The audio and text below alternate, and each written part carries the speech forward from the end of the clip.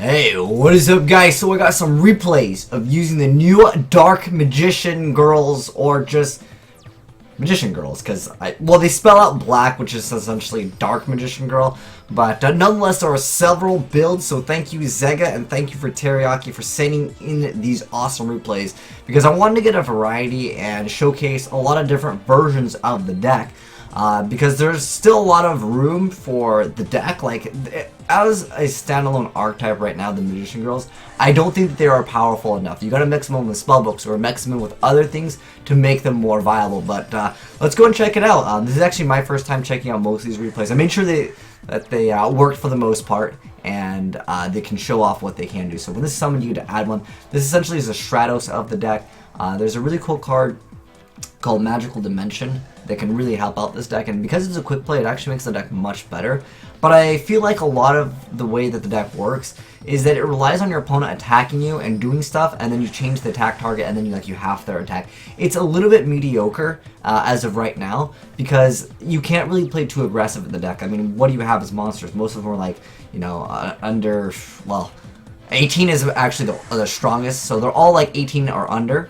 Pretty good numbers. Hey, Chris Hansen. But for the most part, I feel like they suffer from the ability to play aggressive. And you'll see like the Blackwing player kind of going off over your Trap Trick, Trap Hole Nightmare. Pretty good. We got that reprinted. But for the most part, yeah, I just don't feel like they don't do enough as a standalone archetype. He does have Dark Burning Attack, so control Dark Magician Girl. Destroy all face and monster opponent controls. Like, we already have cards like Raigeki. We already have cards like Dark Hole to kind of board wipe. So I feel like this card's a little bit irrelevant. There's one more if you control Dark Magician and Dark Magician Girl, you can destroy all cards your opponent controls, which I think is an okay effect. So, I mean, he still was able to use it, and he's still able to search out a bunch of cards. But, I mean, Blackwings are pretty outdated. I don't feel like this deck is necessarily going to be super strong against, like, the high tier meta, but we'll have to wait and see what support comes out for it. But you can see it kind of works well with spellbooks. But we got a few replays to share off. This one is more of a stun oriented build. And basically, it's just literally Secret Village. That's the win condition of the deck, is essentially just going for Secret Village and then just being like, oh, you can't really play, man.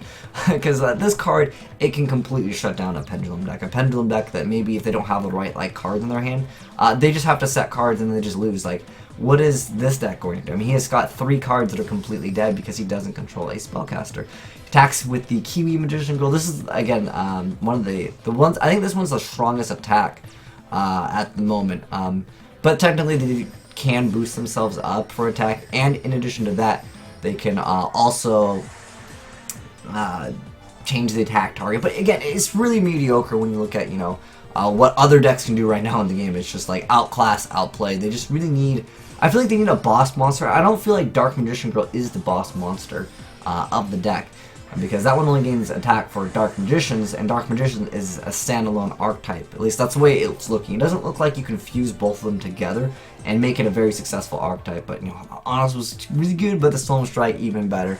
But you can see, like, you can win games alone off of Secret Village. At one point, this card was like 10-15 bucks because people were using it in Shadalls, and they were just, stunning other people. But it's just to showcase, you can make the deck a little bit more stun-oriented, and that's just with Secret Village, because everything and that is just obviously going to be Spellcaster. Now, this one over here, it's mixing in the Dark Magician and the the Dark Magician Girl and Dark Magician, and using the new Magician Girls into one. And again, there's a lot of different builds, and people are testing them out, and I think it's great to see people try different things. But I think at the end of the day, I don't know if this deck's going to do too hot. Again, if they get more support online, obviously that can change. We had Performa Pals, come out, and like there was like no support for it. We had Fluffles come out, and like the support was very mediocre. And then through time we get better cards, and then from there we can maybe make the deck much better and more consistent, or we actually have a boss monster. I feel like that's the one thing that's lackluster right now in the deck, and I don't know what we need really in this deck other than like a boss monster. It has a decent searchability. I feel like Secret Village isn't necessarily made for them, even though it can stun.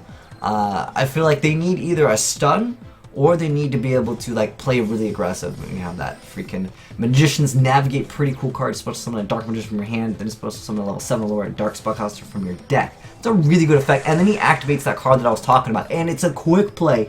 If you control monsters whose original names are Dark Magician and Dark Magician Girl, you can destroy all cards your opponent controls. And that's a quick play. You can activate that during your opponent's turn. That is a really, really, really, really good card. But it's not the easiest thing to pull off consistently, and like at the end of the day, you're still running Dark Magician and Dark Magician Girl, and it has to be whose original names are that. Otherwise, you put Prisma, you can do some dirty stuff, but you can see he's able to do some pretty awesome stuff.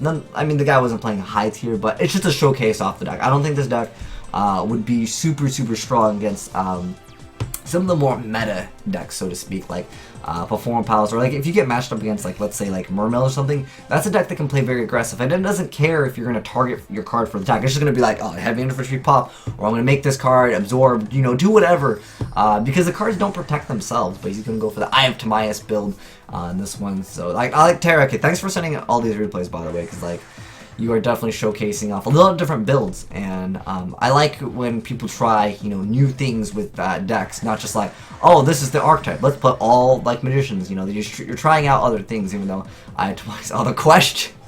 I saw this build in a few other iterations. Now, unfortunately, when you play online, guys, one thing that's really bad with question is they can click on log and they can read everything, so it's not advisable to play a card like question. Sometimes, yeah, if they don't remember, like in real life, it's much better to use question because they can't check. But when you're playing online and stuff, they can go back and they can kind of check. But nonetheless, if he was able to special summon that card, that would have been pretty good. But he has to target that card for the attack. One of activates reasoning. Oh, he gets the BLS in the grave. Oh, the Man-Eater Bug, old school. I don't know what the guy's playing in the background, but it doesn't really matter. This deck's not meant to be like super high tier. But you know, it can showcase the deck off, and you could have made Levy, or could have brought back the Berry Magician Girl. A lot of these cards, they're just like, they work when they're normal summoned. Well, at least the Searcher does. There's another card where you can like tribute, and then you can search, which will probably get showcased eventually in one of these duels. But Swords of Revealing Light, oh, too good, man. But he could, I'm trying to think of what you can make him do, like just deal with the swords. Oh, he's got that one day of pepperonis. Oh, dude, this is like, this guy on the back probably hasn't played Yu-Gi-Oh! In a long time. Now, his deck looks, I know it doesn't look meta, but it's like old school, like Jinzo, Man-Eater Bug, Wall of Illusion. Those were like good like cards, you know, back in the day. Especially Man-Eater Bug, man. That was like Man-Eater Bug, Penguin Soldier. Like, those are really strong cards. He goes and attacks. He's able to then banish that card. But at the end of the day, oh, there's a question. Is he gonna get it right?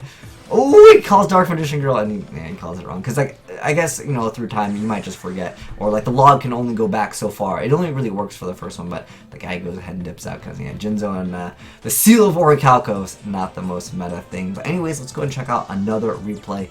This one is going to be mixing in the Toons and the Dark Magician. Well, there's support, like you'll see, there's the Toon Dark Magician. He's able to special summon. This is actually a pretty decent play over here. I never really even like thought of that. So he's able to special summon Dark Magician. Go for double rank 7s. That's pretty advantageous. Making Ebon Oblivion Magician. I don't think we covered this card. Let me just cover it real quick because it's going to go real fast and it might go away. But anyways, so while this card has material, you can activate quick play spell cards and trap cards from your hand during your opponent's turn, but you must detach a material from this card to activate them. If this card is expertly summoned and is from by battle and sent to the graveyard, or if this card you control is sent to your graveyard by an opponent's card effect, you can special summon one Dark Spellcaster from your hand or deck. Then you can destroy a monster on the field. That's like double good effects. But there's this card, I want to talk about this card too, because this card is actually pretty cool. It's called Night Dragolich, and you change all attack position monsters that were special summoned from the main or extra deck to defense position, except for worm type monsters, which he is. And then monsters that were special summoned from the main or extra deck lose defense equal to their original defense, except for worm type monsters. Pretty awesome effect. So he's able to then run over this stuff, and like, at first I was like, what the heck? When I first saw this card, I was like, what is this? This isn't my first time seeing the card. Someone busted out against me. I'm like, is this a real card? Like, when did we get this card? But unfortunately, he just, it's an effect that is just permanent, man, and it just keeps them there. I don't know what this guy's playing. I just saw Parrot Seahorse, and I'm like, okay, the guy knows what he's doing, because this is always used in like really complicated, like you can FTK, you can OTK. It's using complicated things. So I'm like, okay, I don't know what he's playing, but it's got to be something kind of good. But anyways, he summons the Ebon Magician. Pretty good stuff. And the Dark Magic Circle, I think, is what makes the deck relatively strong. Like the Dark Magician deck. I mean, when you're mixing in like a lot of vanillas, you can have bad hands, but nonetheless, Teriyaki just pulled it off too good, man. But you know, it's kind of cool to see someone mix Red Eyes, Dark Magician Girl, like all of it into one. Only if you're watching the TV show can you pull those things off, but, you know, sometimes you just believe in the heart of the cards, right? But he's got that Fang of Courteous, so he's got Limb Bloom. I've never seen this card.